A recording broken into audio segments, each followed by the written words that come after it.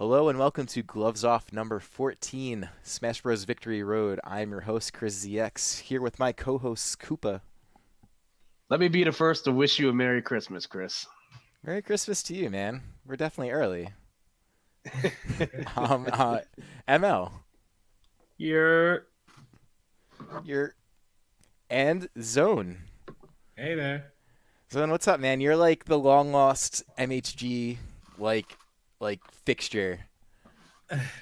Yeah, I've been trying to establish myself here, and it's taken like half a year of me just sort of focusing on whatever is directly around me. But I don't know. I've come to a point where it's like, all right, well, there are things that I like the people back on the East Coast. So, Yeah, so here that's city living, man. And for anyone unfamiliar with where here is, Zone does live in Chicago now. He was once a very valued member of the New Jersey community for a while, actually.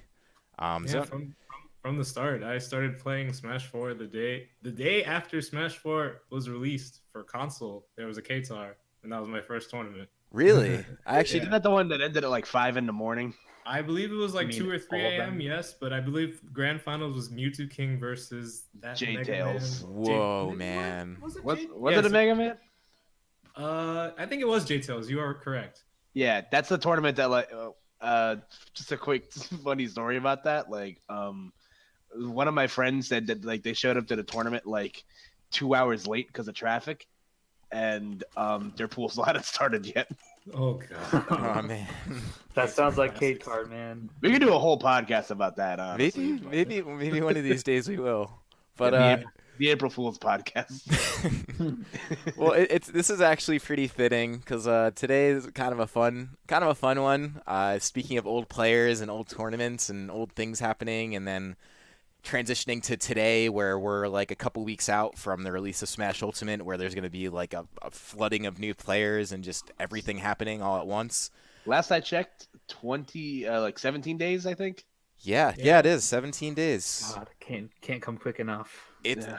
it's so Time's crazy, dragging. man. But yeah, so it kind of, especially with the release of Pokemon Let's Go, it just got me thinking about how many people have been involved in Smash in general, and just between players, commentators, organizers, just over the years, there's just been a ton. And the funny thing is, it's like as much as things change in the community, it always feels like everything is also kind of the same to some end.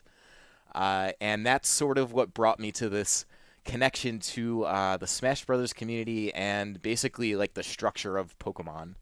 And when I say the structure of Pokemon, I mean exactly that. So if anyone's ever played a Pokemon game, you're pretty familiar with how it goes. You start with a selection of 3 different Pokemon, and then you have a rival, and then you travel a region where you battle your way through gyms, collect Pokemon, and ultimately just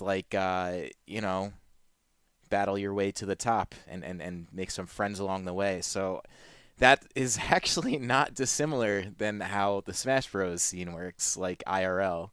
It Uh, really isn't. it's really not, man. No. And the reality is like I've broken this down to a couple ways that this can work. Where like I'm just gonna say players instead of just like community people because it's just easier. So like I was likening basically like if Smash players were Pokemon, and then there's very literally just generations of them over time, where it's just like you start off with like your main Pokemon, which I guess if we just combine scenes, it would basically be like anyone in the Melee documentary. That's like basically like your Charmanders, your Bulbasaurs, Squirtles, Pikachu's, Okay. like that's like your Gen 1 right there. Like Yeah. everyone knows them. They're like the most recognizable. They kind of started like the scene up, and then like that's that. But then all of a sudden there's Gen 2, which without getting ultra specific, because this is actually part of the discussion, is like how to make the distinctions, but then you have like new players. And then like if you just look at, for us, just Smash 4 like in New Jersey, I could call out different generations of people who have started with the scene, like Zone, that would be you. We were just talking about that in the beginning, where like you kind of started first tournament, got to know everyone, and then you have people like this isn't local spotlight yet, but then like a player like Leon, who we've seen sort of emerge at like a local at Spectrum Smash, comes out and wins an Arcadian out of nowhere this past weekend, and he's basically like a brand new player as far as I'm concerned. So Yeah, I it's believe he's only gone to like less than a dozen tournaments. yeah, and he's good, Yeah. dude. And the greatest part about that is we never do interviews, but like he had an interview and he was essentially just saying how his inspirations were Nairo, obviously Nairo's Bowser, and then Chaos, which means Hmm. that this man has been actually watching tournaments enough to recognize Chaos as a player because Chaos doesn't really enter regularly anymore or Hmm. really go to anything big, but like he's aware of him and has watched his Bowser. And So he's also been like super established from the beginning too. Like, one of my first tournaments is where I met it's where I met Chaos and Tokyo. They just kind of like showed up randomly, and I'm just like, oh, this is like the first time I ever played like Bowser. And I was just like, oh, this will be free, and I got my shit kicked in, and I was like, wow, that wasn't fun. It was interesting because the first person I ever played friendlies with at that Qatar was Chaos. I didn't know who he was at the time, but he's been playing Bowser since day one. Like Yeah, absolutely he day played one. he played garbage Bowser. Like pre-match Bowser, absolutely nothing going for him. And it Yeah, was that fun character is because, bad. Yeah, it was up you how to shield the character. I mained Mega Man and Deity at the very start of Smash 4. Oh my And god. when I was playing friendlies with him, he just beat my Mega Man. So I was like, all right. I turned to him and I was like, let's make this flavorful. And I went Mario, and we did Mario versus Bowser for like 30 minutes. And it was really fun. Like Chaos is cool, man, and I guess like it's kind of nice seeing him coming around. I guess that means he's probably gonna be back for Ultimate. yeah, I'm pretty sure. I almost can guarantee like the reason he's entering again is just to freshen up himself for Ultimate. I would think so, and he looks pretty good to be Yeah. quite honest. We actually we even let him enter the Arcadian because like I was like, you know what, this the like kind of the meta around the game and the players playing have changed so much. Like as good as Chaos is, like it's anything but free. And I think it was a good call. 'Cause, yeah, like someone hasn't played for like a year and he comes back, okay, he was good, but like a year's passed, like yeah, a whole man, year. and there's just so much that happens in between then, like, but Yeah, like a year ago, he was like so close. I remember at the land of the free, he was like he went game 5, like last hit with James, and almost won the tournament. oh wow, So yeah. now it's like Yeah. the whole thing. He hasn't been playing as often. He kind of came back, and a lot of people now are just beating him. So Mhm. figured why not? And he still didn't win the Arcadian though, which is like, damn, we got a lot of good players now. Like And I Chaos would mean, probably you like can a year ago would have won that tournament free, but yeah, and you can route that back to the whole discussion that we're having with like Pokemon and generations because like in a year's past, like you can have someone like Trainer Red come up and suddenly get to like the Elite Four. Like I honestly like think that like the connection is really strong because like someone like and I say Trainer Red, the person that comes up to mind like right away is Jackal because he's someone that Yep. within the span of like the last year of Smash 4 became Trainer Red. Like he he started his journey like maybe 20 mid 2017, early 2017 and he just from there he like skyrocketed. Like um it's interesting because it's like we comparing it to how like Chaos didn't play for a year, and within that year you have someone like Jackal beat #1 in the world. It's in the same vein as like, well, there could have been like a Pokemon Master that has been the Pokemon Master for like years, and suddenly Trainer Red gets all 8 badges, beats the Elite Four, and becomes the new Master within the span of like 3-4 months. I wouldn't know Yeah. how many months go by. Yeah, it's like Jackal went from being red at the beginning of like red, blue, and yellow to red at the end of gold and silver, where you have to like scale the top of Mount Silver Mm-hmm. through all that crap, and it's like one of the hardest Pokemon battles of all time. So like it's like Zone said, like it's just like the growth you've seen, and obviously the difference in people, like as the scene shifted has changed too. Because like when I think back to like, like early game, like when Rush Hour Smash was still prevalent, and then you had guys like, Nakat and Keitaro and False, all attending locals, and then you kind of have the dead period, which I guess we can relate that to Gen 3. I mean, I wouldn't disagree. No, as much as I like, it's one of my favorite I Pokemon. would same. not disagree. I that love it, but only No. Emerald was really playable in Gen 3. Yeah, And one then of you had like Fire Red and Leaf Green that sort of made Gen 1 playable for the cast or the people that hadn't played it or the people that have. But in terms of like Gen 3's own games, Ruby and Sapphire were kind of meh. Yeah. One of my favorite Pokemon is actually comes from Gen 3, but like everything else about the generation, just like you said, it was just meh. Like I know the too much water meme like comes up a lot, but like that's legitimately a problem. Like the last like 2/3 of the game, you're spent surfing, and if you pick Blaziken and have fun, like Jesus Christ. Man. And that's kind of what it felt like, after like from the bridge between Rush Hour Smash to MHG, where it's like nobody was really there to like I guess like pick up the slack. Holy shit! Too much water, man. Yeah. You're right. Yeah, we're all just kind of floating out there. I can't believe I'm Yeah. Gen 3. No, you're Gen 4. You're the you new Coda definitely Pain. are like the start of Gen 4 because like that was the golden. That was at least for me personally. Gen 4 had some of the best like games in my opinion. So But what? that text speed though, oh my god. The Yeah, battle we started, speeds started off kind of slow, but we kind of got momentum. Yeah, we're like platinum. Yeah, I'm thinking more like Heart Gold, Soul Silver to be fair. But... There we go. That's fair. I like that much better. Because it's like that. Like let's relate like Heart Gold and Soul Silver to what MHG does. MHG was around for a long time, but they didn't like start to. So like just how Gen 4 had its own like or what's it called, Pearl and Diamond, I think. Yeah, Pearl and Diamond. We didn't really like start to kick off until like the later end of Gen 4, where you had like Platinum and Heart Gold and Soul Silver.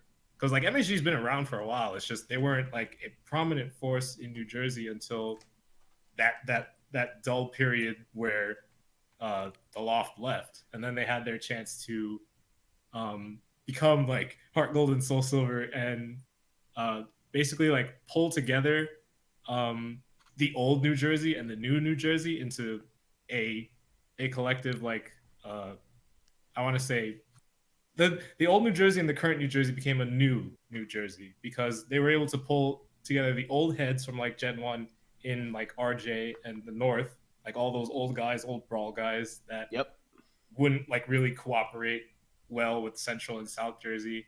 And they were able to pull that together with like the current New Jersey, which is like the equivalent of like Gen 2 to Gen 3, like Central Jersey and South Jersey.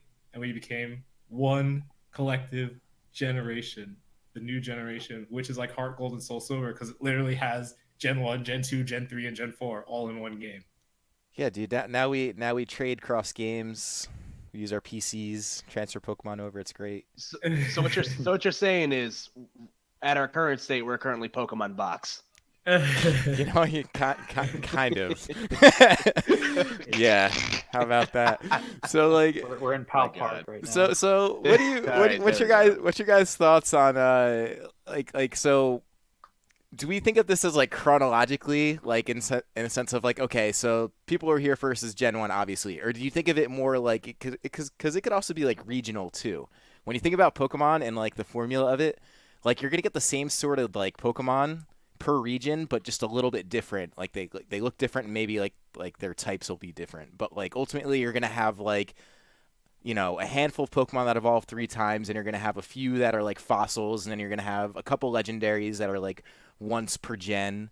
You know what I mean? Like and like, or do we just think of like players and stuff as like trainers, where you're quite literally just like traveling the region, like battling stuff, and like Pokemon are kind of representative of like what you acquire through your journey as a player? It's funny if we're talking like generational stuff. Does this mean that Mewtwo King is Pikachu? Because he's like withstood the test of times and is one of the most popular. Or like... he's Mewtwo because I think you can do both. Well, yeah, you could make cases for them being trainers, and what Kyle just did, making cases for them being Pokemon, because that's a really good comparison you just made. Well, because there's definitely like a Mewtwo King type out there too. Like is there like a Mewtwo King equivalent in Smash 4 that isn't Mewtwo King, obviously? When you say Mewtwo King equivalent, do you mean someone that's like still playing Smash 4 that has existed? Basically, someone who has some sort of weird like just understands his game so inside and out and robotic like he does. I would say the Buzz. Yeah.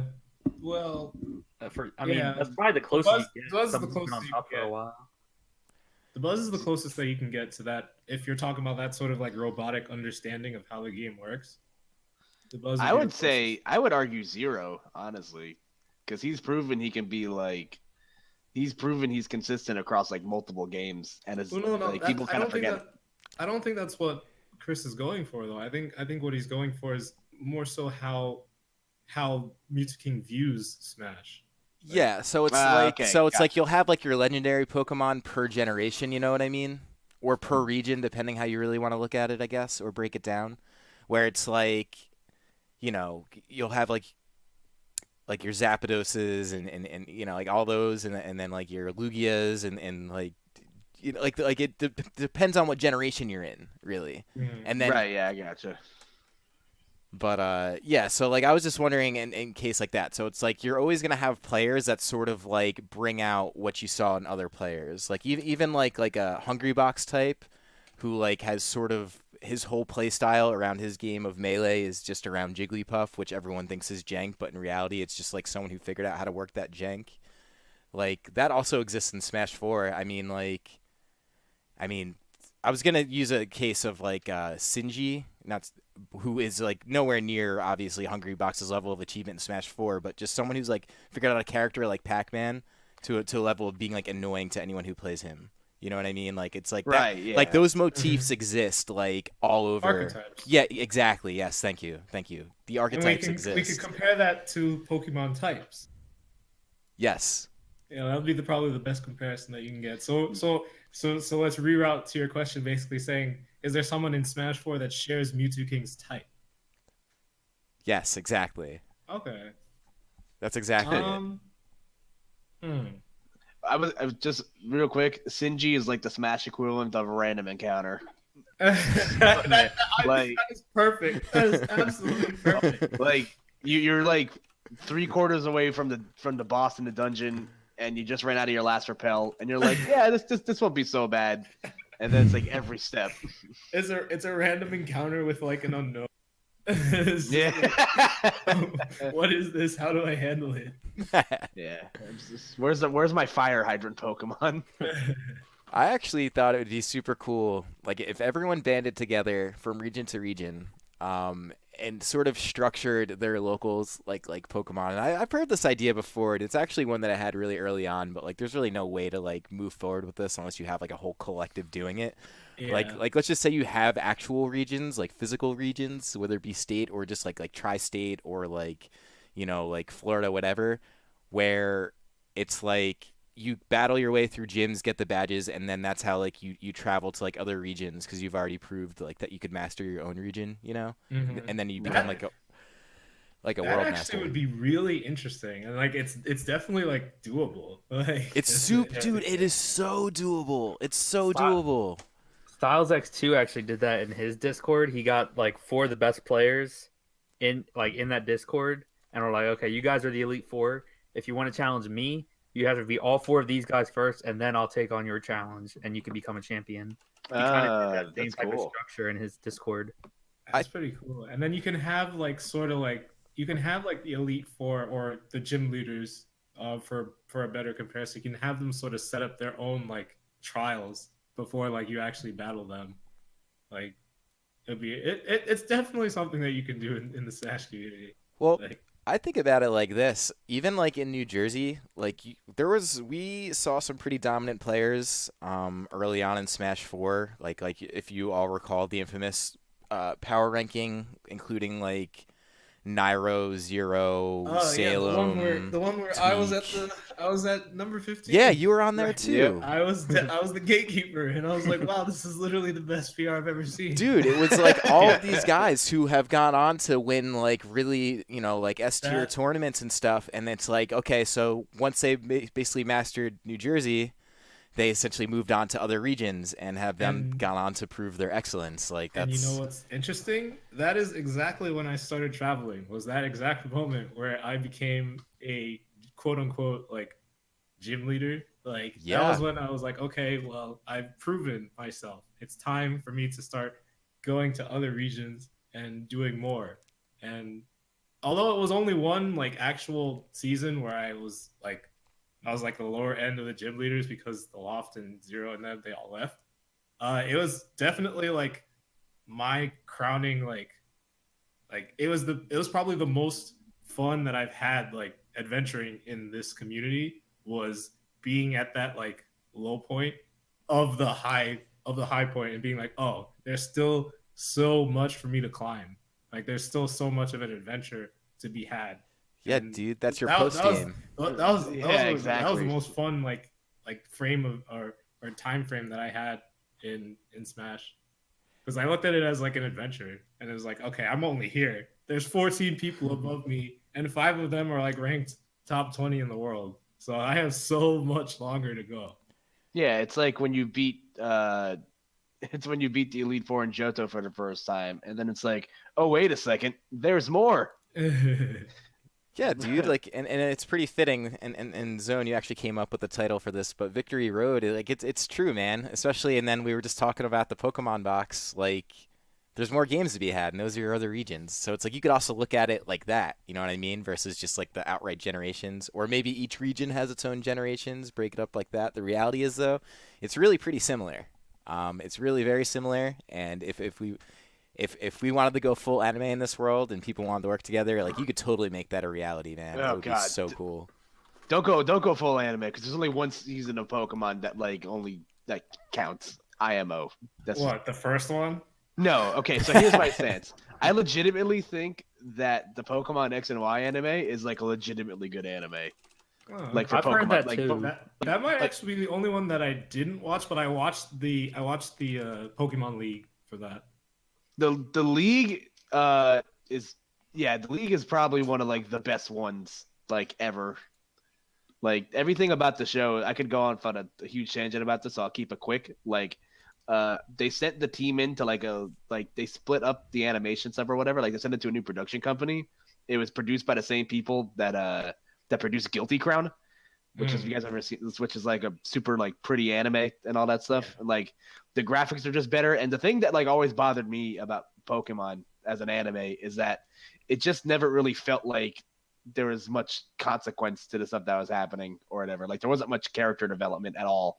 And there's like a legitimate amount of character development in this. Like all of that's just Pokemon are memorable, and like there's nothing like a fucking like Glalie in like Gen 3 where it's just like they're like there for 5 minutes and they don't matter in the long run.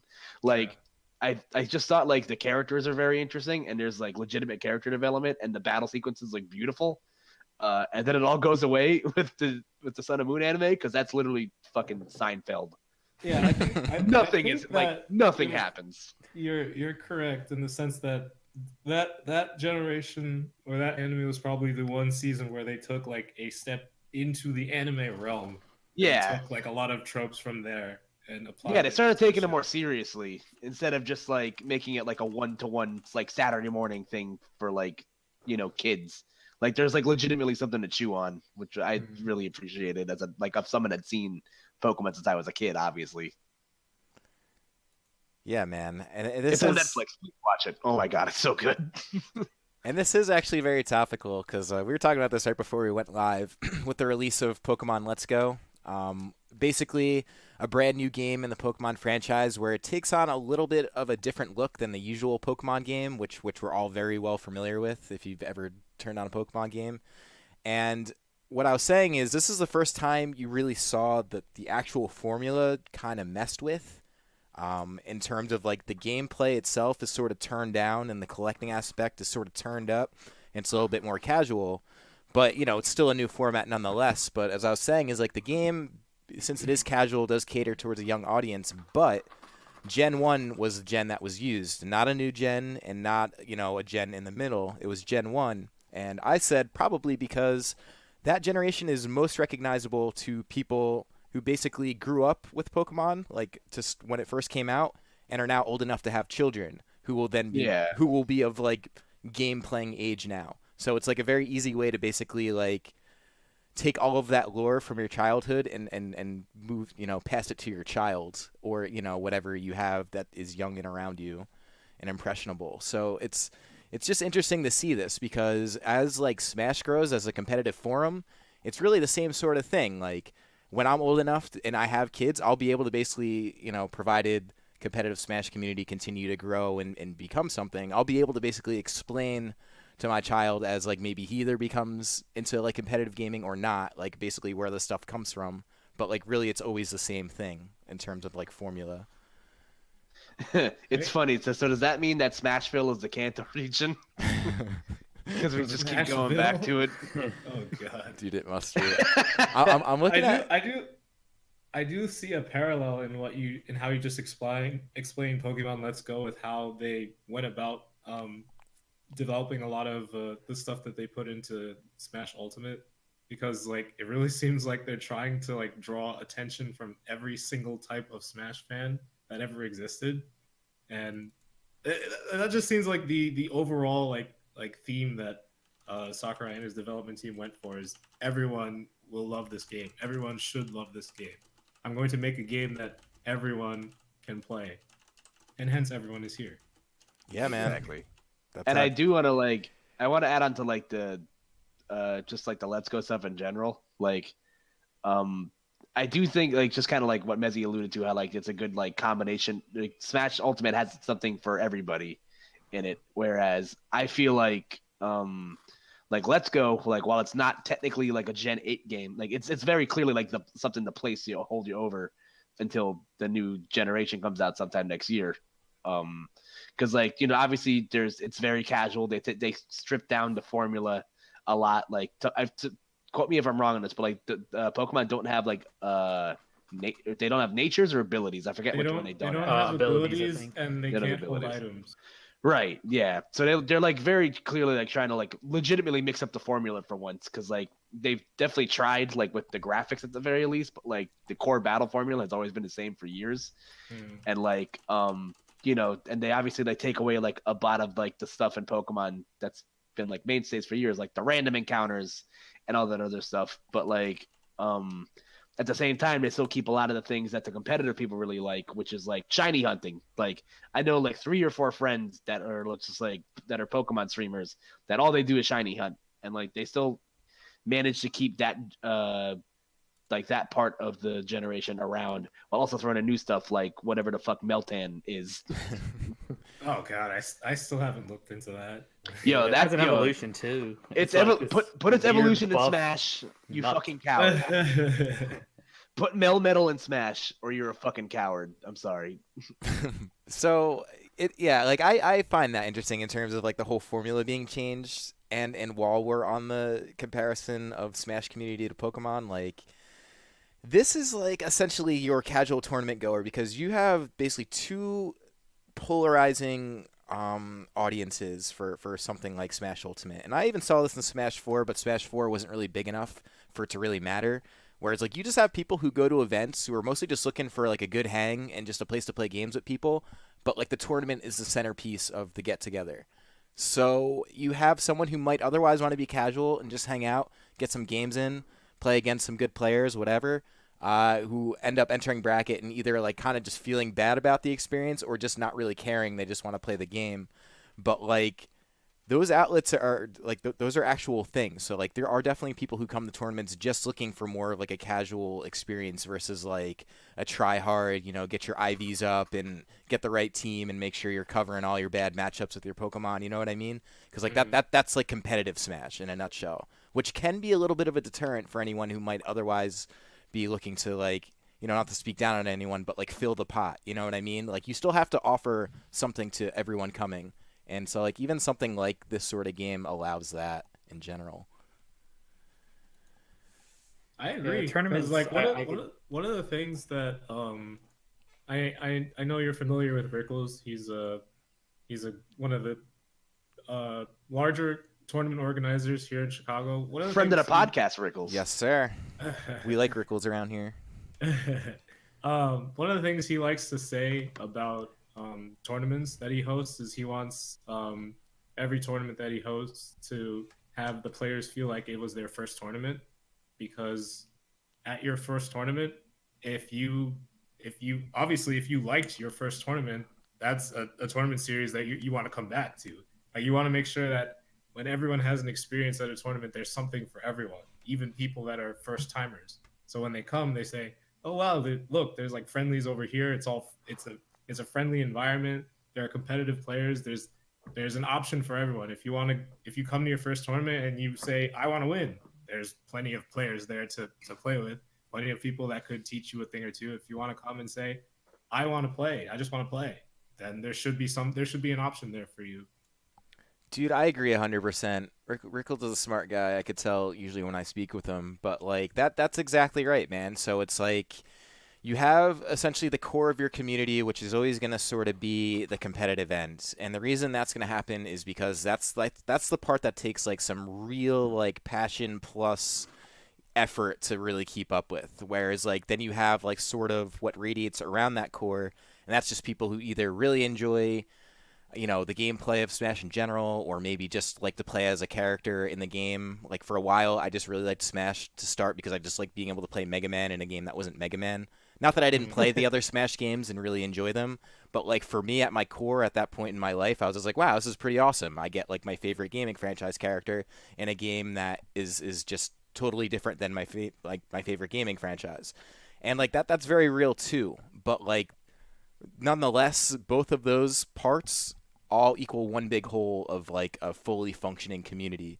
So yeah, having basically the parallel of Pokemon to compare to, I kind of think is fitting for even like a casual someone who's just getting into gaming, because it is a little bit hard to explain like tournaments and players and just overall how the Smash community works. But yeah, man, it's this analogy just works so well in my mind. Chris, did in other Smash games, were you one of those people that played Samus to pretend that she was Mega Man? No, It's the first time hearing of this. I've never heard of that. I know tons. I know like 3 people that did this, and I'm just like, all right, man, you do you. Like, you're wrong, but it's fine. Nah, man, I was. I first heard the comparison of Samus to Master Chief before Mega Man. Oh my god. Yeah, that's always the one that I hear. Yeah, well, that's because of that old like YouTube video. Yeah. Like, you guys don't know what I'm talking about. I Was it hope. Brawl Talks? I know what you're talking about. Wait, which one? Yeah. There's a video of Master Chief and Samus. It's like one of those weird like A and B machinima clips. They're like beating up a bunch of baddies. It's one of the very first YouTube videos I ever watched. I think I just found it. And it's a throwback. I'm about to like have like this weird like out of body experience. This is what I think it is. Perfect. I hope this is it. But in either case, yeah, dude. So like I was a wanderer in all of the previous Smash games. Played some Link, played some Plumbers. Like I didn't know, man. I was just like, this is the video. Yeah. This brings me back to when I was like 13, man. Holy shit. Yeah. Dude, this is like Master Chief for Smash. this is like improved like Newgrounds animations. Yeah, when people like are asking, when people are doubting when Master Chief gets added to Smash next year, point back to this video, and this guy was a fucking genius. He was ahead of the time. Yeah, he was very ahead of his time. Yeah, somehow Sakurai's gonna find a way to reference this video. Like, the thing with those Smash shows, man, they always find like the craziest like references to make, and like just put them together in game to make it look like things from the source material. Yeah, it's actually funny you bring that up, because I think in like today's picture of the day, they're talking about Guile, and then they show Guile and Pikachu in the same screen together, and somebody like 20 degree to separated that into, it's like, oh, it's very clearly like a Lieutenant Surge reference, because they're on the Celadon City stage, and obviously, Guile, if you squint your eyes, and look really quick, it looks just like Lieutenant Surge. Well, Guile and Surge are also both American. True. What if they were in the same unit? Like, what if we can like make that rabbit hole deeper? Oh man. Like, where's my Guile X Lieutenant Surge fan fiction? That's just a theory, man. A game theory. But a game. Why is this still on my stream? Oh my god! I just turned it off. In the plasma with Don't worry. Man, this is wild. This is crazy. I'm still actually watching it on my computer. But anyways, So yeah, I was thinking though, like, so where is this distinction between games, right? So you have, like, you would want to consider the whole Smash community as one, but the reality is there are a couple installments of this game, and when I say a couple, I mostly just mean whatever is the most current and just Melee on its own. So it's like you gotta figure Melee does factor into this equation of functioning like the Pokemon community, but I also sort of think that it almost feels like a Digimon versus Pokemon thing, where it's like the format's the same, but you have like one of your mons is like a gun. You know what I mean? Like they just look different. So it's just. I was gonna say there's actually there's a Rubber Ninja animation that actually pokes fun at that. Now that you just mentioned that. Wait, which part? No, about like the part about a Pokemon being a gun. Oh yeah, like, dude. So yeah, there's an animation they do where the Pokemon's just literally a gun. I think that it's less of regarding it differently, and I think the distinction in generations does work for Pokemon specifically, strictly because if you compare Melee to being Gen 1, then there's like an entire like subset of like Pokemon fans that the Pokemon community just refers to as Gen 1ers, where it's like if something is not Gen 1, it's not Pokemon. Like that's how that's how the community there's like a literal subset that the Pokemon community refers to them as Gen 1ers, and it's pretty much the same thing. Wow, that's a thing, huh? That makes sense to me. Gen 1ers. Yeah. Like, Oh yeah. Holy shit. Gen 1ers is a thing. Well, I'll be Like- damned, dude. That works perfect to this example. Then I actually did not even know that. If you're a Gen 1er, you're wrong. Dude, I'm sorry. it's like being a flat earther. I'm sorry if any of you are flat. I'm sorry if any of you actually believe that. Yeah. Damn, I I'm prefer, out. Living in 1300. Hey man, they made it. There's a Sinbad movie about that. Okay, could happen. It can Like, happen. yeah, it's interesting because like a lot of Gen 1ers are like they'll look at a generation and be like, "What? This isn't Pokemon. Like, where's my like?" And a lot of them don't even know like they don't like know anything about the new generations. Like they like actively choose not to pay attention to the new generations. Sound familiar? Yeah, wow, that Yeah. does sound Yeah. extremely familiar. Oh my god. That's It ain't fantastic. Melee. It ain't Smash. Yeah, there's Crash the 4. they're the first one. They're the first ones to make fun of like the new Pokemon designs without realizing that like Grimer's literally a pile of sludge. Yeah, Like- it's a pot calling Yeah. the kettle black Yeah, situation. exactly. Damn, dude, I'm glad I asked that. I had no idea about Gen 1ers, but that makes a world of sense to me, and that connects so well to I mean, Melee. because it's like when you have your kickoff like series or like the where it starts, there's gonna be a group of people that just latch onto that and say it can't get better than this. But in reality, it's like, well, it might be different, but at its core, it's the same thing. You just don't want to accept it. Dude, I think this means that Armada's got to be an Incineroar meme.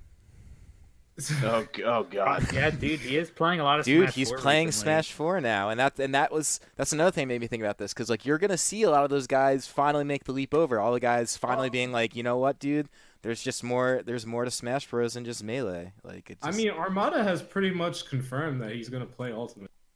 Like, It's at just least funny. as far as I know.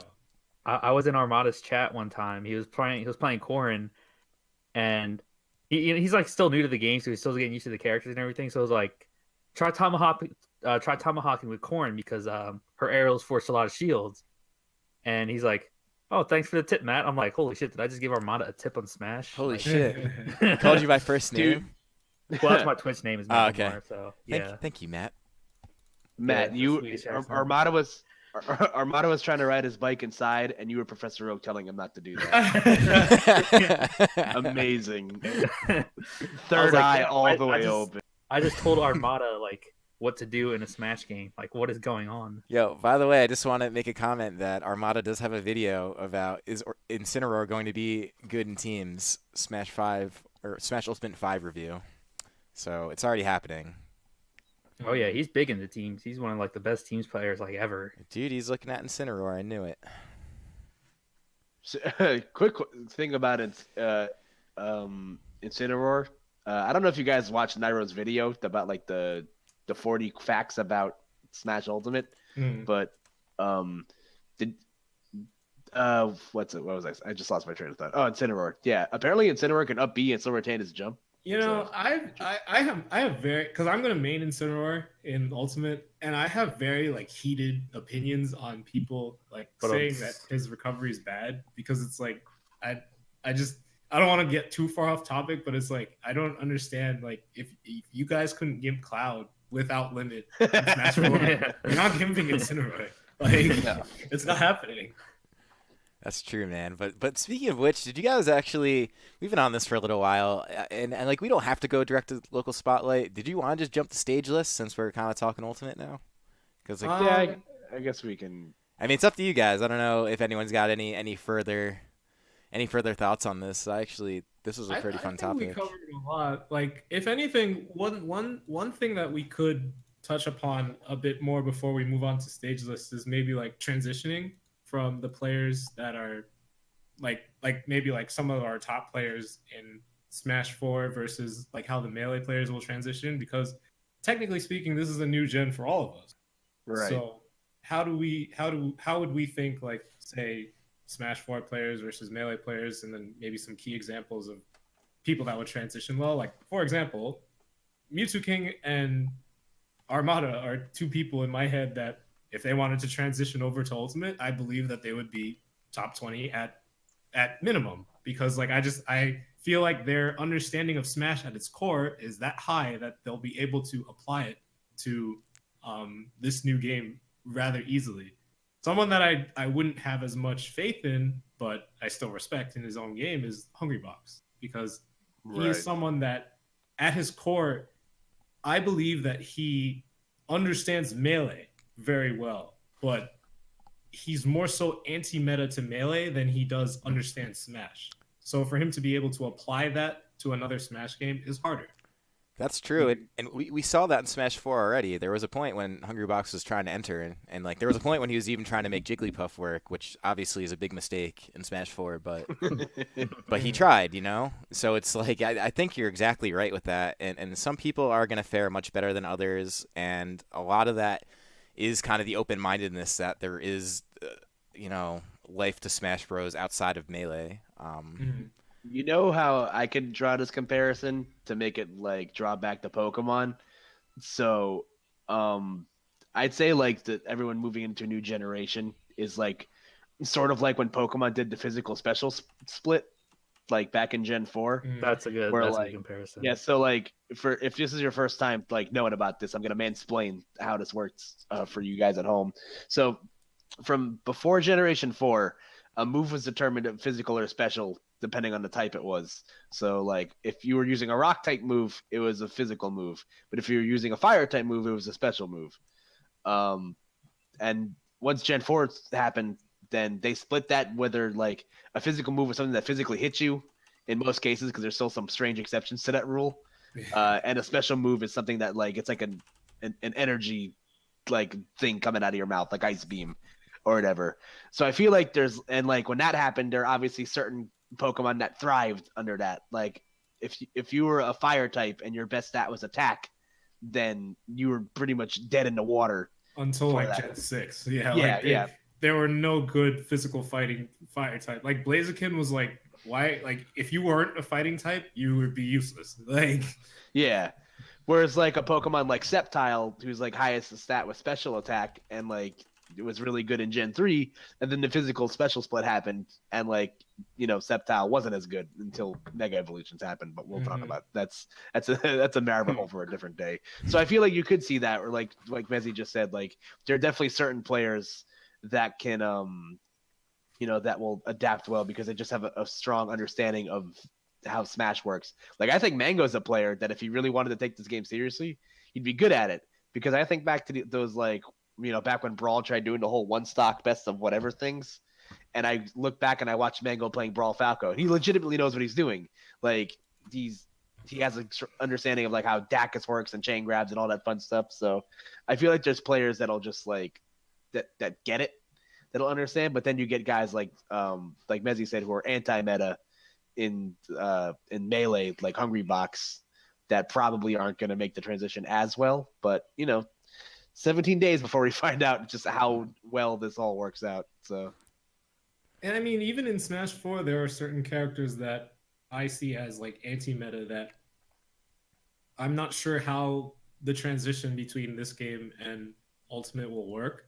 Um, Interestingly enough, like Mewtwo is one of those characters where it's like I don't really ever I feel like a lot of Smash 4 players are kind of like viewing it as like, oh, this worked in Smash 4, therefore it will work in Ultimate. And I kind of see it in a different light because I see Mewtwo as like an anti-meta character.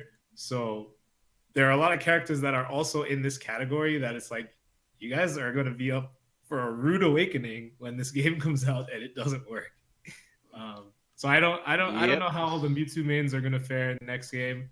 I don't know how all the Corrin mains are going to fare in the next game. Like it's characters that are just not like, I don't want to say they're not playing Smash, but they have their own game that works.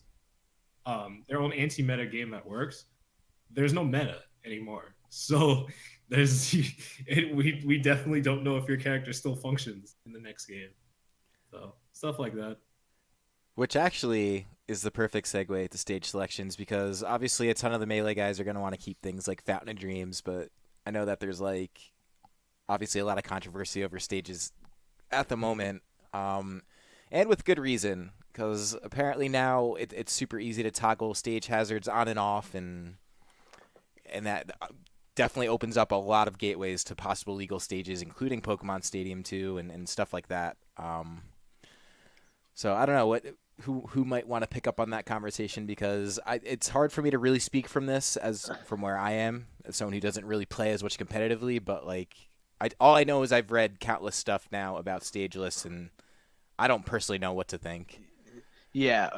So I'll just start by saying, number one, I have multiple gray hairs from the conversations that happened about this online so far. Like, you'd think that something like a stage hazard toggle, something we've been all clamoring for forever, would make this easier, when in fact it's literally just made things impossible.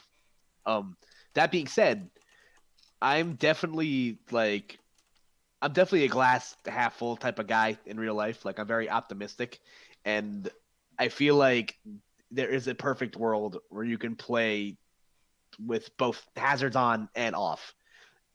Obviously, not people aren't going to want to hear that, obviously, but like, I feel like, there are certain stages that just function better when the hazards are off, whereas then you get stages like fucking Town and City that becomes literally unplayable when the hazards are off. Like, what would have made this all easier? The fact that like this, I guess the people at Nintendo have a very loose understanding of what a hazard is. Like, yeah, I kind of think that's what it is too. Like, it's kind of like how, like, when we were talking about like what Luigi's grab was, how like we talked about like how Nintendo's like very bad at like translating things over. So we thought when they said it, they made Luigi's grab, the poltergeist. We're just like, oh, it's probably just a throw animation. When in reality, they just gutted your boy and gave him a fucking plunger to fight with. They killed him, man. Yeah, so like, I feel like because Nintendo has a loose understanding of what a hazard is, and because they think that they determine that moving platforms are in fact a hazard, then like that's kind of just opened people's eyes to like what side they truly stand on. It's like, if you enjoy like hazardless Smashville, it's the equivalent to saying that you voted Republican in the past election.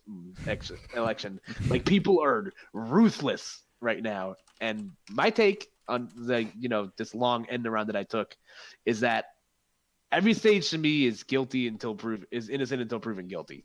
Like, that's why like the first couple months of this game, like pre-Genesis, are very important, because I feel like after Genesis is when a lot of the rules we're gonna have to all start, congealing together and playing something that's very standard. Like, for the first like month and a half or whatever, I feel like everyone can be free to do whatever they want.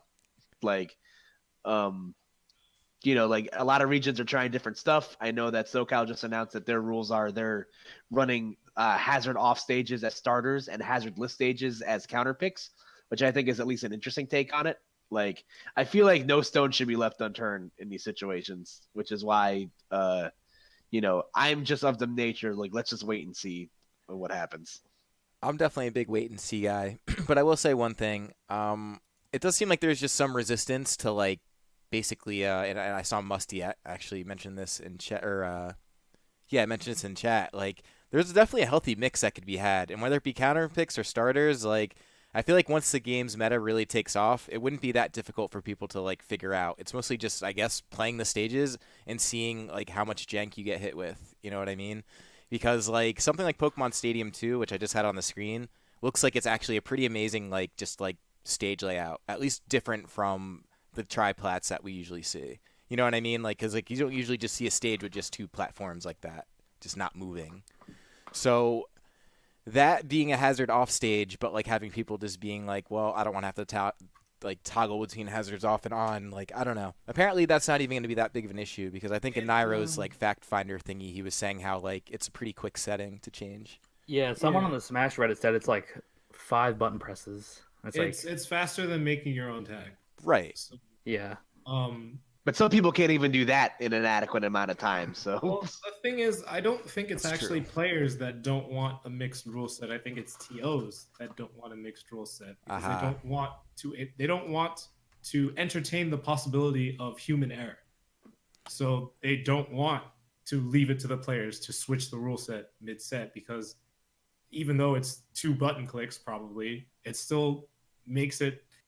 Everyone points back to 0.9 from Genesis, where it's like it could happen, it could happen, it could happen.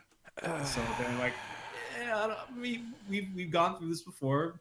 We want to save the integrity of our tournaments. Therefore, they're on the route, they're on the wave that it's like, oh, hazards off because this gives us a larger stage list to choose from than hazards on.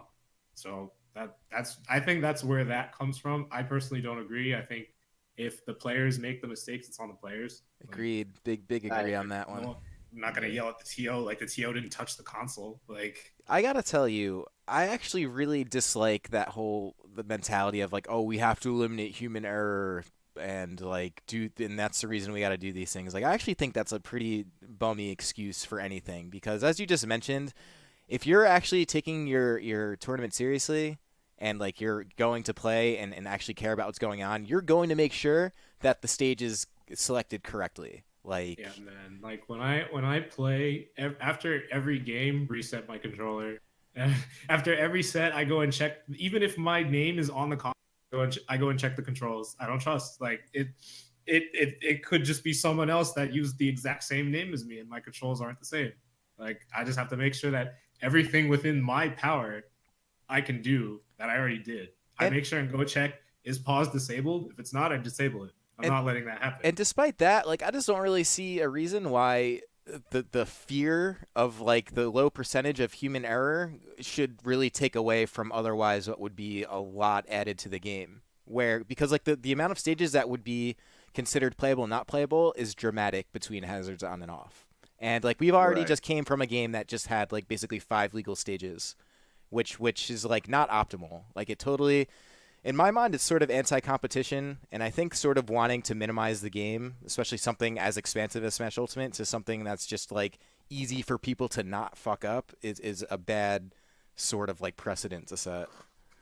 But I mean that's my general opinion, I guess. I also believe that if the players make the mistake, we should leave them as the ones held responsible for it. Like absolutely. If you make the mistake, then you need to learn from it, which is a huge reason why I don't like DSR if we're talking about rule sets. But yeah, DSR is stupid. In general, it's just like rules like that where it's like we're supposed to be accommodating for the errors that a person made. Why? Why are you making a rule to accommodate for an error that someone makes? If someone makes an error, they need to learn from it, and that's on them. If you made an error, then you lose. You have to suck it up. You have to take it. It's a competitive environment. Like, yeah, it's like this. I was gonna say it's like the same argument that like people make about like taking umpires out of baseball and putting robots back there. Like it's human error is just unfortunately like a part of it's part of the game, dude. The competitive, yeah. Yep, that's and it. Like the one thing I'll say about like a hazards off argument is basically like it's less about human error and more about just like the word I've seen thrown around is just like taking the luck variant out of it, because like there's always the off chance you get like stuck on the Smashville platform and you die like incredibly early, which I personally like feel the same way as Mezzi does, where like that's on you.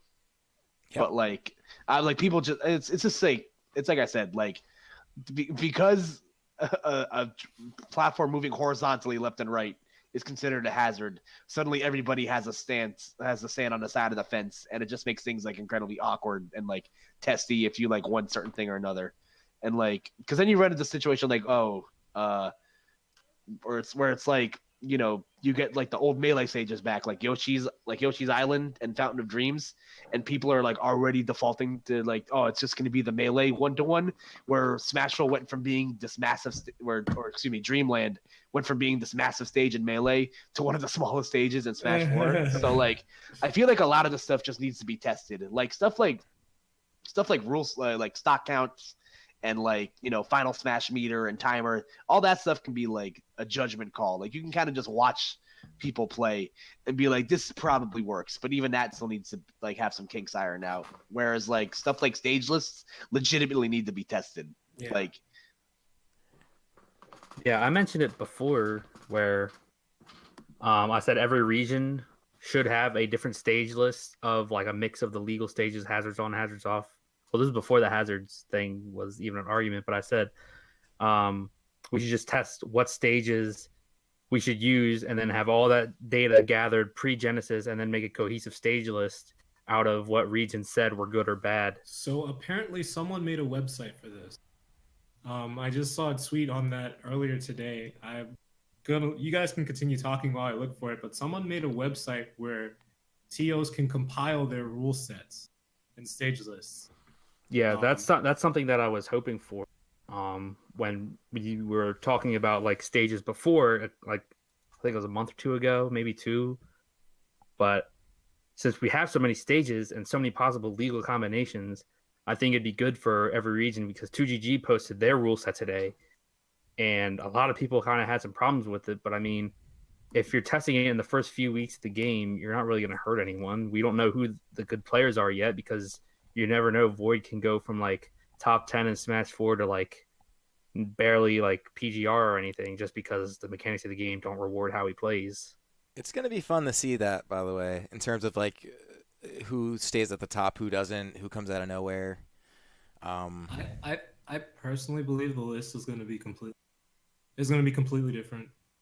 Personally, I think so too. I think it's inevitable. I think Smash 4 was kind of closed off to an extent in terms of like people coming in and playing and actually being able to excel. I don't think that same issue is going to strike Ultimate, even just by virtue of the Switch being like a record setting console selling, whatever I'm trying to say. Basically, it's set records selling the console. Yeah. So like just by that virtue alone, because even this episode we started off talking about like, Leon winning a Smash 4 Arcadian in New Jersey after really not seeing him ever and him only really being active for like 6 tournaments worth. Like now multiply that times like a lot, and plus the excitement of a new game, it's a totally different landscape, man. So it's like you're gonna get so many new opinions about like stage legalities and everything just from players like that as it happens.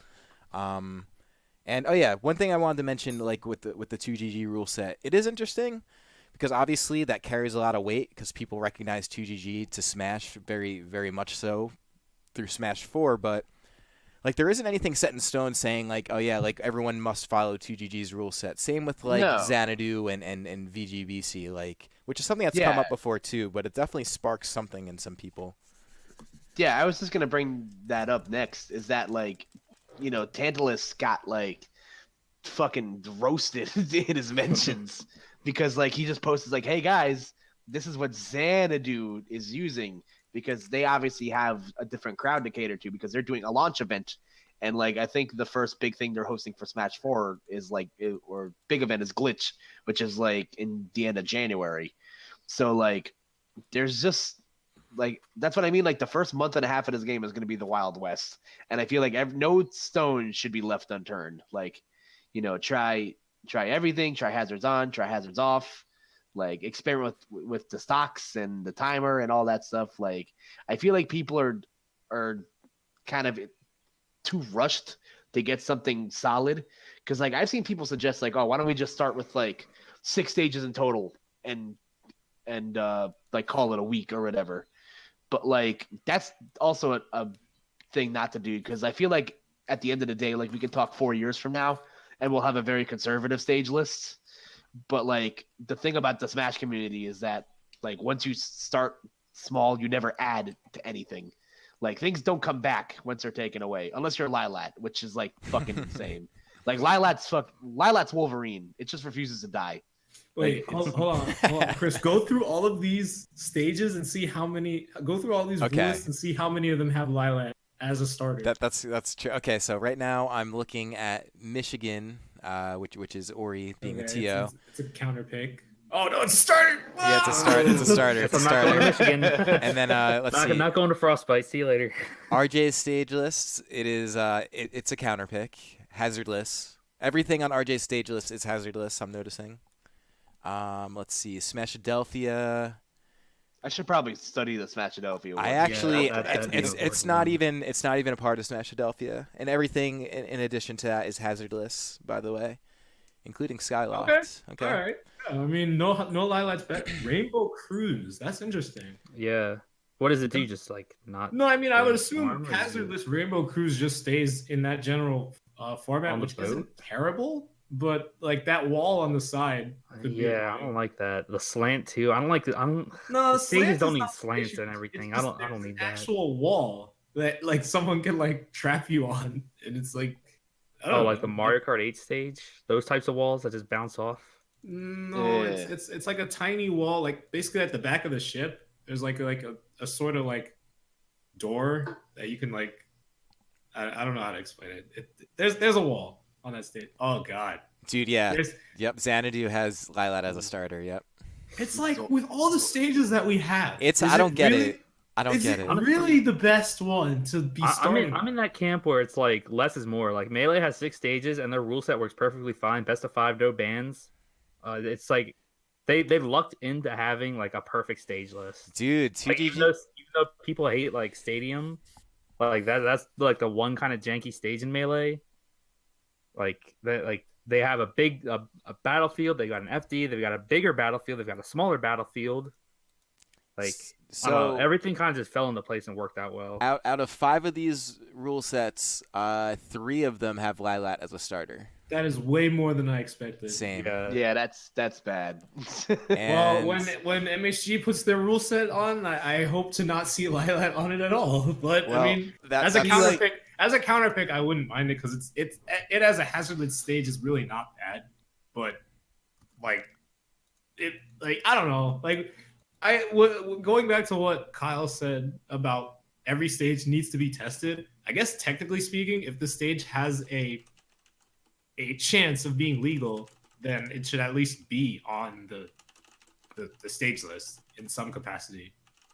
So I don't see like Lilat as a starter more than or rather I don't see Lilat as a starter more than like say Kalos Pokemon League. But I guess in the sense that like if we do hazardless Pokemon Stadium, a lot of people say that's like the same thing as Kalos Pokemon League, even though like it really isn't. But No, I've never drawn that comparison at all. no, that's what I'm pretty sure Xanadu's doesn't even have Kalos Pokemon League because they think that it's the same thing as Pokemon Stadium. Yeah, so this is actually, Justin just brought this up in the chat. I did see Brinstar is actually a counter pick in Michigan. So I guess hazards off. Would that mean that like the little jelly things that hold Yeah, the you stages together don't break, I guess? They don't break. You Okay. probably don't interact with them at all. But it's like that stage, like it's not even bad. It's just oh yeah, that layout is actually pretty interesting. 'Cause It is it's not interesting. Really it's not triplat. It really isn't. It's There's like- there's it's like, enough what, room in the 2 middle of the platforms? stage. Yeah, there's enough room in the middle of the stage for it to like literally not be a tri-platform stage. Like Dude, I gotta I don't know, say, man. looking at these stages, like I'm not necessarily excited for all the dispute that is inevitably going to happen with this because it's already started, but like it is exciting at the prospect of having more prospect. than having more than 5 legal stages. Like I'm yes. personally, as someone who does a lot of viewing and playing, like it's just exciting to be able to be like, yes, I don't have to listen to like Animal Crossing music for a little while, or even just like I don't know, man. It's just nice. It's just Yeah. some variety feels great already Yeah. looking at it. I'm ecstatic because like I I was on the train of I don't like FD. Like I don't even like FD. So like I had No, like I'm not- two I'm not stages either. that I actually did not feel like terrible on in Smash 4. So it was just like there would always be the stages that were bad. So it's like, yeah, I have to play on FD or Lilat every set. And it's like, oh man, all these stages I still suck. rather do FT than my I mean, it's just See, like we're all acting like we're not gonna just play on PS2 all the time anyway. Like, I'm on that boat. Like, yeah, that is if that Hazardless is PS2 probably becomes the new neutral, I'm totally all right with that. catch me, catch me, in my local, rocking out the Cynthia's theme with my castanets. that is Like, definitely the don't new at me. Smashville. Like, definitely. Like, I do not want to hear anything about Smashville is innocent. Like, well, yeah, you can have Smashville, but like, PS2 is the new Smashville. I'm trying to play Castlevania stage just for the music. Castlevania Battlefield. Yeah, apparently with the Battlefield and Omegas, they're all the same size. Yeah, and they're shape. all shaped like even. They're shaped. They take the shape of Battlefield or FD, but they're all even. Like the Omega forms, they don't have like the rectangular wall ones anymore, where you can get a free wall jump from like hella low and make it back. Yeah. So none of that nonsense. So with hazards off, though, I'm just looking at this Castlevania stage. I guess it almost has a walk off because the stairs on the bottom Yeah. right. No, there's people aren't because this one, someone like Sonic would just like on that in that bottom right corner, it would just be like, I am not going over there. I'm not going over there. That's the only thing. So- That's like, oh, that sucks. Do you guys Like think? Also, the walls on the bottom is like you can tech those, so it's like it's not like terrible, but that walk off on those stairs on the right is just like, ugh. Yeah, that's a no for me, dog. I was gonna say the issue you run into that is that because I saw Justin just bring it up in chat that all the battlefields will be legal, but then you run into the issue of Music. Copyright the music. music the music legality. Oh, man. Like I think back because Yeah. I think like this is just me like putting the tinfoil hat on for my one time an episode, but like I feel like the reason that the TOs made it so that we can only play into 3 Omegas that they chose is because like for copyright reasons, because like I think the only ones you're able to play on is like Palatinus Temple, Suzaku Castle, and Wily's Castle. Yeah. So Well, like they were all different layouts too of Omega. yeah, well that and like there's also like the music aspect of it. I feel like those are music rights that aren't like too hard to get a hold of because like one of them is just an IP that you own, and the other 2 are IPs that are like it's like 2 stages from the same IP. So you can Capcom does. Yeah, Capcom. Like, Yeah, like that, but, that's the easiest way to put it. yeah, and like because I remember back to like MLG, like the one where Nairo beat Zero, and I think there was a double set that that 2 teams tried to play on Omega. I forget the name of the Earthbound stage again. What's it called again? On it? On it, yeah. Omega. They tried playing on Omega on it, and they ran over and stopped the set from being played out because I believe there was a legality issue with the music. So Yeah, definitely run also into some stages on Dreamland even had legality issues with the music. which is wild. For some reason, we kept that stage legal. Well, I think it was in the beginning that there was issues with the music, and then I think what ended up happening was, I think that we only played one song on that. Yeah, stage. I think it was Planet Popstar was the only one. Yeah, because there was a single song on that stage that you couldn't play, or a list of songs on that stage that you couldn't play, but there were some that you could. So I think that was the resolution. That's like Yeah. the best worst excuse to not have a stage be legal, but it makes a world of sense. That's why it's the best worst one. That's why like a lot of people that are saying like, oh, if you like this stage, just go on it with Battlefield, and it's like, well, it's not necessarily going to be the case. Like, that's gonna be a headache. I have anxiety because thinking I about it. know for a fact Ori, the Michigan TO, is saying that he doesn't want to have the Omegas or Battlefields be legal for the same reason as what happened in Smash 4. Yeah, I think Omega just to be safe, just to be safe with the music, don't make them legal. Because, Yeah, I mean they're going to be a gentleman's pick anyways for the most part. I definitely am not against it, but it's like if it's a legality issue, it's like you can't even argue against that. Like, Don't take bloody tears away from me, please. That's what I'm saying. I need it. I need it for my life force. Yeah, man, I feel the same way. I don't know, but I generally still feel pretty excited at the prospect of new stages. I gotta say, like I haven't really looked too much at this stuff. I'm just generally familiar with the stages from the old games. But I was looking at the stage rule sets. Like regardless of what happens, I don't know, man. We got a ton of new stages. I have no qualms with hazards on and off. I think a mix would be fantastic. Yeah, I think like in my perfect world, because I think we can transition into the local stuff now after this. But like I feel like in a perfect world, you can have you can have hazards on and off. But if I had to put my foot down on either side of the fence, whatever gives us the most amount of like legal stages that people can get behind works. I'm just like, I'm very compliant. I'm not gonna like argue. But obviously we'll cross that bridge when we get there, which is why guys should attend your locals and your week 1 tournaments and all that stuff, so you can have input on this. Yeah, because that's a good point. Like just do that, like, please. Yep. For us. Attend your locals and be vocal. That's it. It's that simple. Don't be vocal without results to back it up. That's true. Yeah, be prepared to defend your claims with gameplay. Yeah, if you show up to a tournament with no experience, no knowledge of the game, and you say, you know what, I think this stage should be illegal, you're gonna get some glares coming your way. If you wanna fuck Isabel, your opinion automatically doesn't matter to me. So sorry, Haven. Yeah, you just knocked out like 60% of the Smash community. Shit. You know what? That's for the better. Yeah. Had to happen. Yeah. All y'all is a booty hole motherfuckers. I see you. You know who you are. Speaking I was trying to think of the transition and I lost it. Yeah, I got nothing. I threw you an Ephus pitch. Right there, my bad. It's true, but it's funny, man, because and I'd mentioned this, the local spotlight. I love the local spotlight personally, but it's starting to feel like it almost gets in the way of the rest of the podcast now, especially because I try to end these in a reasonable time. So in the future, these are probably going to end up being their own piece, uploaded separately than the podcasts. I actually think that'll be good for a lot of reasons. But in the meanwhile, we got a local spotlight. And part of it is because it's just not that busy right now, being the end of the season and all.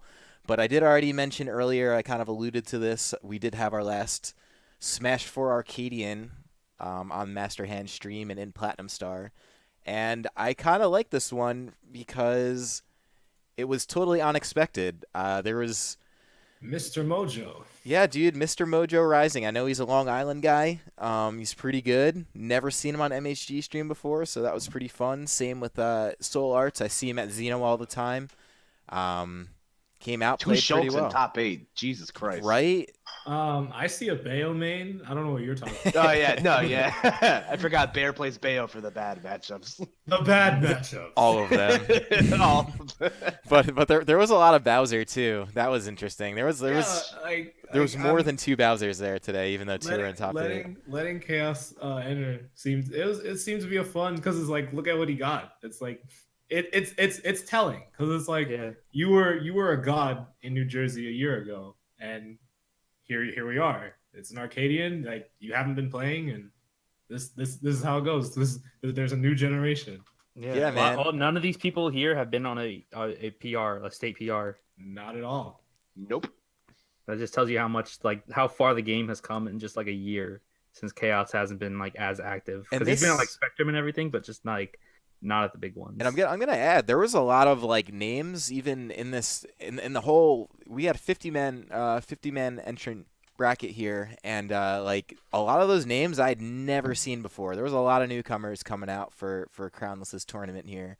I don't know if it's because Crownless was out putting out posters around Brookdale, or if it's because people are feeling motivated at the end of Smash 4, or what it was, but even this top 8 looks like it's for an Arcadian, it's pretty strong, because there's names that we recognize from people that kind of contend a little bit for PR, including Maverick Hunter. Steezy's been on a little bit of a come up. Christmas is always in the conversation for PR. And Leon, like, if Leon had like another month, yes, yeah, man. I mean, he still has Fireside he could do work at. Well, he's beaten Gons now. I think he beat him at last week's Spectrum. In fact, I'm pretty sure he won that. He's beaten Gons. He's beaten Gons a lot. Yeah, man. So it's just like I'm seeing these guys, and to me, that's pretty it's kind of motivating even just as like a streamer, just to see new people come out to tournaments and do well and consistently come out, because we've seen so much of the same stuff over the past couple of years, at least I have, on the MHG stream, where it's like toward the end here when everyone's kind of losing wind and kind of just like, okay, we're ready for Smash Ultimate. There's still people out here grinding the game, man, and getting results. Like that's pretty, like, that's nice for me to see personally. It's funny you mention that, because like on the same day as the Arcadian was another tournament that me and a bunch of other folks frequented this weekend, and Overclocked up in Boston. And going into the weekend, I was just kind of like, man, like, we'll see how this works out. Like, I'm not sure how different scenes are going to react to like the game like dying out and all that stuff. But there was like the event capped. Like there was, I forget what it capped at, but like there was over 100 people in that bracket. Like, New England is definitely very much still cares about this game. And, I do want to give a shout out to my carpool for making me that sweet gas money back. Y'all are the best. But yeah, the trip was a lot of fun. Just kind of talking about it. Like, yeah, it was fun to watch. We were actually watching after the Arcadian, sitting at Applebee's. Yeah, man. It was awesome, and like to see, obviously, like I know, Jackal was definitely not pleased with the results that he got. He was, him and Hungry were bonding over to getting the 3-0'd by Raffy Club. So that was a long car ride back. But I do want to give my ups to Brian or Unknown, who did really, really well this weekend. And the thing about Brian that the thing that frustrates me no end about Brian is that, like, on the days that he's on, he plays like a top player in his region. But on the days where he's off, he plays like he bought the game 10 minutes ago.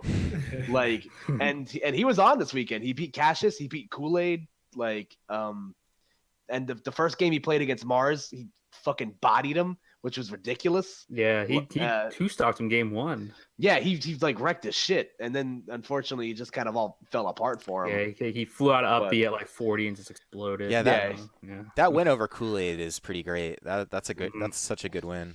Yeah, that was early too. Yeah, the thing that sucks for Brian also is that every time we go anywhere, like either in region or out of region, he runs into Mr. E. Oh man, can't escape him. So like. Yeah, we were saying it was a joke that like Mr. E will like enter like the fucking Undertaker at the end of the bracket just to like fight him. But yeah, it was a lot of fun. The event was awesome. If you guys have like, I want to start like gathering the troops to start going to more of these events in Boston, because like, the drive isn't terrible.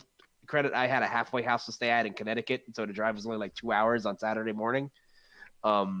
But the Balance Patch is probably one of the nicest like LAN center venues that I've ever been in. Like, is that in the city or is it like out on the outskirts of Boston? It's like right next to Boston University, so it's like on the outskirts of the city. Like you turn like it's like one exit into Boston, so it's nowhere near where Shine is, where it's like in downtown Boston. Yeah, Shine's in the convention center. Yeah, but like Balance Patch is a beautiful venue. Like I love the way it looks. It has a cafe on the inside of the venue that makes like legitimately good food. Parking's not a situation and all that fun stuff. So, the game's fun. So, yeah, that's definitely. I definitely recommend checking it out. It looks like awesome. A really, really nice venue from what I could see. Yeah. There was a few pretty good camera shots. You could even see behind the guys in the player cams. The place looks pretty nice. There's a ton of setups. Yeah, too. dude. Yeah. There is one point in pools where, like, one of the big upsets that happened is that Pug West got upset by a Little Mac player, his round 1 of winners, and the venue lost their goddamn mind. Oh yeah, I heard about that. That place got loud. Like for reasons I'll explain.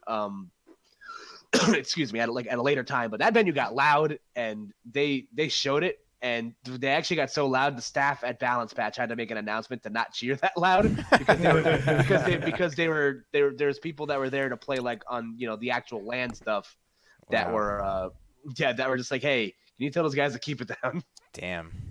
Yeah, it's legit, man. The event was a lot of fun. I love Boston. How many? The community's super homie. How many? And I noticed all Boston top 4. So house basically defended for them. Yeah, with the brothers on top, Pug and Mars. Yeah, there's actually some interesting storylines going into this because Mars had never won an Overclocked. Like it's their like premier like monthly or regional series in Boston. And he'd come in second at all 4 of the Overclocks. So he was like, super motivated to like do well here. But what ended up happening is that like winners finals against Light, it was a watch. It was really bad. Like the whole set was 6 minutes. So like Light was just kind of playing out of his mind. So what else is new? Yeah. Water's wet. Dude, Light's nuts. Yeah, I haven't seen much from Pug recently. Like, I don't know how many nationals he's gone to with Mars or like anything he's done regionally. Like, he's kind of just been like under the radar for a while. So when I saw him like at what was it, 4th or 3rd place, I was like, damn, that was like a pretty good showing that I haven't seen from him in like a while. Brian got hit by I just saw it on stream. Brian got hit by that fake ass fucking fake shit. Fuck flip kick, dude. Dude, Mars is like God, one of like, that move. Yeah, Mars is like a really good friend of mine in the scene, and like I even asked him, I was like, "Yo, tell me that shit was not true." He's like, "Absolutely not." Yeah, but shout outs to House, shout outs to New England. It was a lot of fun. And I know you brought a few New Jersey guys. It looks like between Unknown and Jackal getting in top 8.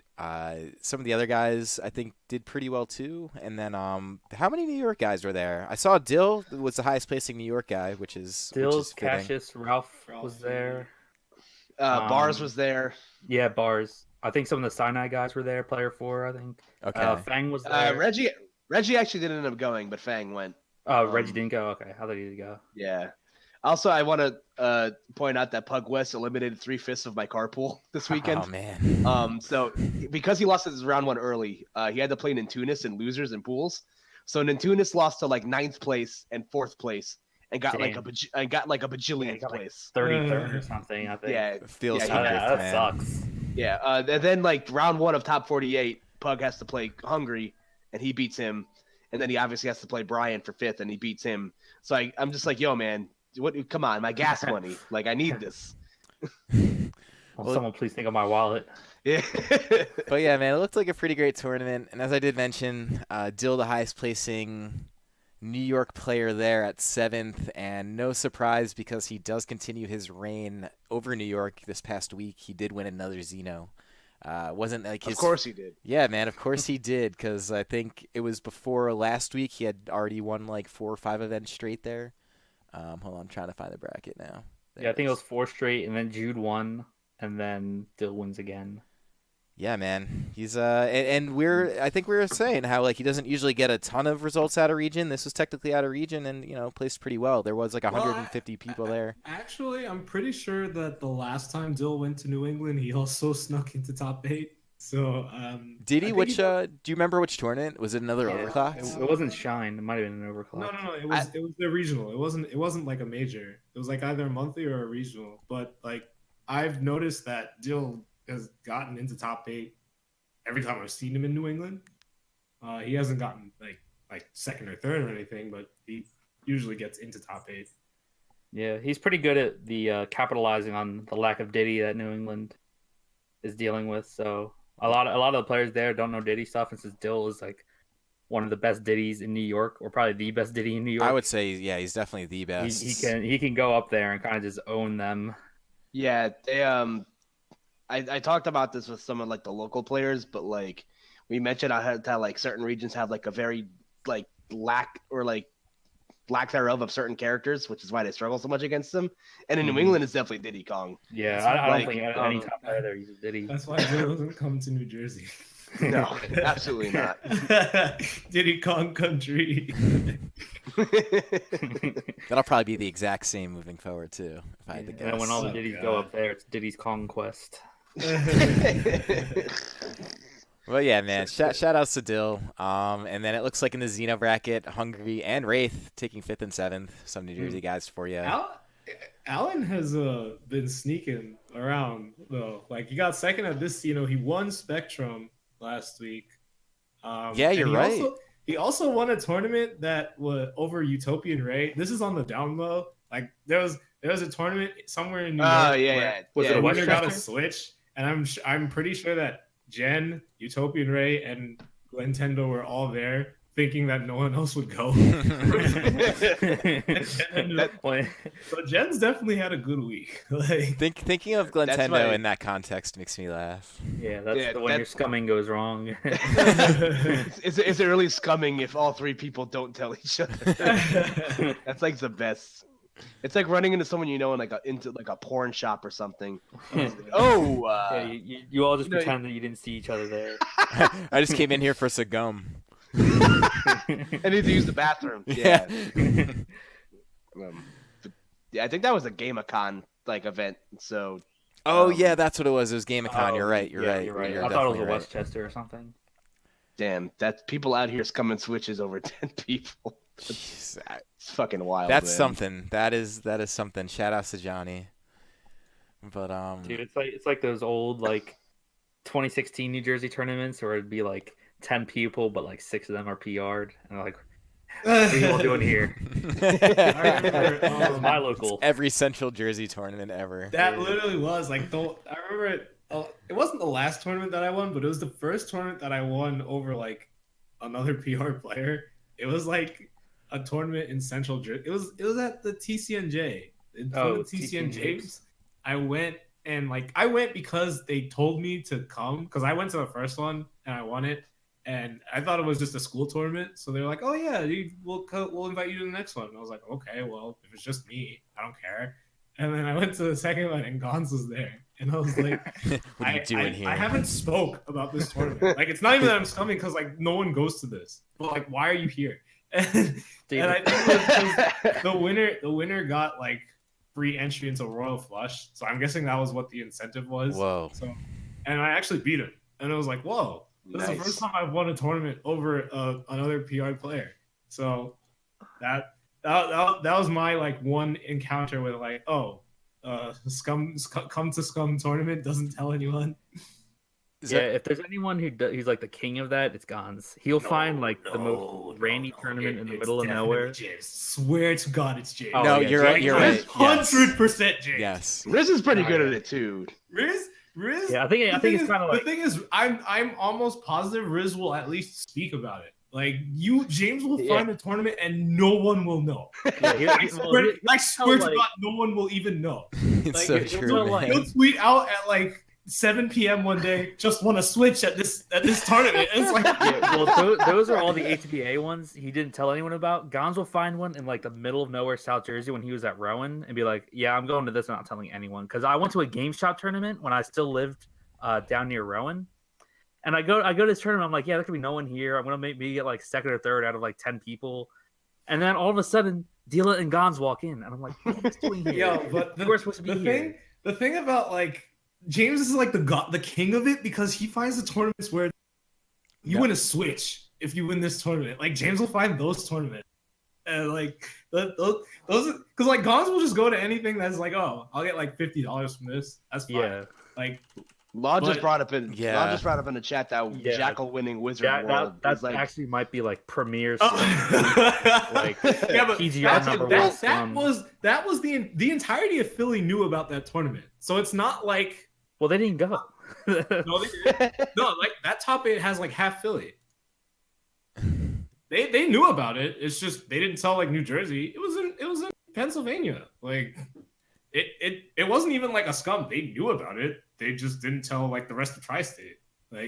That's not scummy because I can count at least 6 or 7 people from Philly's PR that did go and just didn't actually win.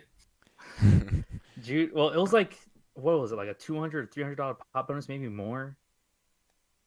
And he told no one from New Jersey and just went. To be fair, it was during the same weekend as Smash and Splash. That's true. I remember that. So I was for a second I was wow, that's scummy, but I also got 25th at Smash and Splash, so I don't care. Was that in 2017? Yes. Okay, because I think I was at a final cutter that weekend. I remember that. Yeah, I remember that also. Yeah, we were at Final Cutter. Yep. Good times. Yeah, man. Musty, you can say that, but I know Logan was there. I know Dom was there. I know Nana was there. I know Matt was there. Yeah, that's probably where Jude probably heard about it from Nana and Dom. Yeah, and he's saying that they didn't go, and I'm they went. They just didn't. They were 100% the ones that told you to go. No, because I saw Musty in the chat saying half of us didn't go, and I was like, "You went, you just didn't win." Weren't there also like 50 or 60 something randoms that just yeah, it was an anime tournament. Like, yeah, to be expected. Yeah, to be fair, like I got top 8 at a con tournament once, man. Those things are as free as the wind. Like, well, we're gonna see a lot more of those in the future. So. oh, dude, free tournaments and ultimate is be on the hunt. Yeah. Be on the hunt. it's Everyone. gonna be. Yeah, it's gonna be Robin Hood, except the richer continue to get richer. That's all right, man. James can keep winning switches, and I'll keep using them as setups for MHG tournaments. that's how MHG runs, man. It's just That's like, that's run OG on scum. crowdfunding. dude, that's like as close to crowdfunding as we're gonna get. I don't hate it at all, but it's pretty funny. Oh man. But yeah, so I guess before we're talking about Philly, I don't want to leave out Bears, but looking like a pretty standard issue Bears, if anyone. Did Juice win again? Juice won again, yeah. Who he double eliminated Spelunk, to usual fashion. Abs getting 3rd, Bounty 4th, Bad Things 5th, with Yoda Cage 5th, and then Luck and Twananite, who I guess had a couple big wins that day. I think I watched him pop off after beating Abs, and someone else. I think Abs was like a bracket demon for him. It's Ryu. I mean, anyone would pop off of beating Ryu. Well, Just want to play again. Rip Juice and Ultimate. Dude. That character is not functioning. Like, yeah, we'll see. Oh man, we'll see. I think Zamir's got it in him to at least stay top 5 in Philly on release. Oh yeah, I think for sure. I think Zamir is definitely got a good game sense. Maybe it was all the level 10 or level 9 PC or CPU grinds. Could it be? But like, yeah, secondary's Corrin. I don't know. We'll see. Maybe he'll pick up one of the new guys, but he'll probably Hopefully- pick a good character. Hopefully he Like, plays a character that can grab. Solo maining Corrin in Ultimate doesn't sound like it's going to no, work. that sounds awful. That sounds so Especially bad. now that everyone's faster. Have fun pinning. Like, Yeah, that too. Forget it. Yeah, But- there's gonna be some neutered play styles come Ultimate. Dude, things are really going to be Dot different. Smashers. It's crazy. I don't know what's going to happen, but it'll be exciting nonetheless. But that caps off this week. It was actually this was a fun one, man. I mean, Pokemon Cross Smash is. I think we've all talked about it, but it was pretty cool to actually put it into a discussion. So, Zone, thanks for coming on, man. hey, have me on more of these. Like, Yeah. I actually pay attention to a lot more on the East Coast. I than could went tell, on. and quite honestly, we didn't get to it today, but I know Super Retro Arena is this weekend, which is Hit Point tournaments in Chicago, which is something year round. That's actually pretty cool stuff to hear about, since I would have no other outlets of Chicago outside of Rickles, of course. Yeah, Super Retro Arena is on Saturday, and then the Players Ball is on Sunday. Oh So, yeah, there's a yeah, Players yeah, Ball. weekend. I'll be there. I'll be there both. Oh yeah, you're gonna be there too. Are you? Did you get in commentary? Yes, you do. They haven't released the official Yes, thing you did. yet, so Yes, I you mean, Good. I guess if Messi's saying yes, then yes. Awesome, man. That'll be If you- exciting too for me to watch. If you see a guy named Pow Pow, punch him in the face for me. Tell him it's from me. Don't worry, I've got his noogies ready. Don't worry. That's my guy. Love you, Reed. Gonna get the noogies. But yeah, man, we'll definitely see about more of these. This was a good episode today. But Yeah, what do you guys got on the way out though? How about we all say our favorite Pokemon? Not a word, just to right. make it fitting. So, Mezzy, you go first. You're the guest. Weavile, easy. Ooh. Good choice. I like it. I'm a Sceptile man. I like it. My That's my first guy. ever level 100 Pokemon. My first ever game I played was Ruby. I started with Trico, nicknamed him Killer, got him to level 100. I was like 7 years old. Dude, I'm gonna. funny- I'll hold my tongue.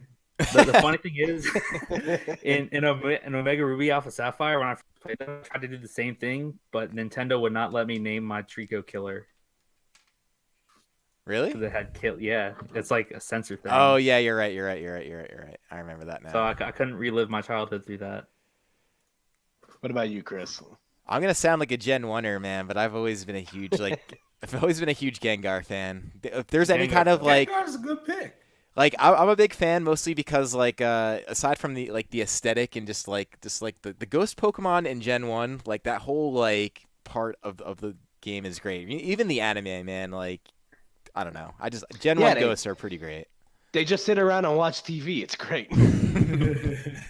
Well, I'm just but go ahead. What's yours? I was gonna say real quick, fun fact about the Lavender Town episode of Pokemon. After 9/11, they actually took that episode out of circulation because the title of the episode where Ash catches Haunter is called the Tower of Terror, and so that's you can use that at the water cooler. Whoa, I didn't know that. Yeah, they took that and another episode out of circulation. I forget. There was the one with Porygon. Yeah. Yeah. Well, there's also a Tentacruel one. Yeah, that's the one I meant. Like one for like 9/11. It came out around. Oh yeah, that one. Yeah, let's not show this building getting destroyed. That'd be yeah. So my favorite Pokemon is a little outside of the box. My favorite Pokemon is Krogunk. Really? Yeah. That's a pretty smooth looking Pokemon. So you live in Pastoria City by any chance? Yeah. My reasoning is that as a kid, I was always infatuated with tropical tree frogs because I just like I guess the bright colors and stuff really gave a sensation to my autism when I was growing up or something like that. But and two, Jeez. the anime made me fall in love with Krogunk because them seamlessly replacing replacing Misty with Krogunk as the comic relief gag to stop Brock from flirting with women was fantastic. That was one of my favorite parts about I loved it. So Krogunk's awesome. Frogs are awesome. Yeah, dude, just doesn't want to see women objectified. That's that's my man. White Knight it. for days. All right, guys. Well, it's been fun, and if you're listening and you're enjoying this stuff, feel free to share it, talk about it, whatever the case may be. We have plenty more coming up. We are going to see a little bit of a format change, Time Come Ultimate. I kind of alluded to that earlier during the local spotlight. But without giving too much details on that, that is the end of today. So we'll catch you next week. As usual, feel free to write us via tweet. You can find the Discord link underneath this broadcast if you're on Twitch, or you could write us there. But is there anyone for us to host today, or no? It's Tuesday. I guess not. I know Nairo is streaming. Break, I don't if know it's there's still anything going. else. Nairo as well. Break, no one's there. All right, we could do that. Nairo, it seems like Adam's streaming. Oh, is he? Yeah, is he? Yeah, let's host Adam then. All right. Well, thanks for watching, and we will catch you guys next week. See ya. Yeah.